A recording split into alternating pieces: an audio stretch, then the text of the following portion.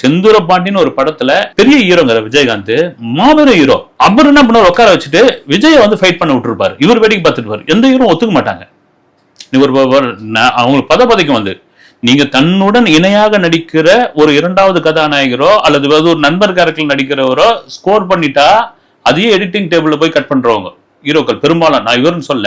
அப்படி இருக்கும் பொழுது நம்ம தம்பி தானே, நம்ம பார்த்து வளர்ந்த பையன் தானே, நீ பண்றா அப்படின்னு உட்காந்து விஜயகாந்த் உட்காந்துட்டு இருப்பார்.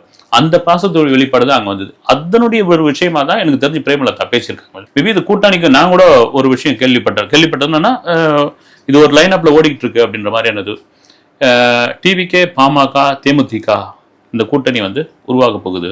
கூட்டணி அது இதுக்குள்ள இதுவாக டிசம்பர்ல தான் வந்து ஃபைனல் ஆகும். அது அதுக்கிடையில் எவ்வளவு காட்சிகள் மாறினாலும் மாறலாம். திடீர்னு பாத்தீங்கன்னா எல்முருகன் பிஜேபியில சொல்லியிருக்காரு, திமுக இருக்கிற ஒரு கூட்டணியை பிச்சுன்னு எங்க கிட்ட வரப்போகுது அப்படின்னு அவர் ஒரு புதிர்பட்டிருக்காரு. ஆனால் நாள் நெருங்க நாம எதிர்பார்க்காத சில திருப்புமுனைகள் காட்சிகள்லாம் வரும் வந்து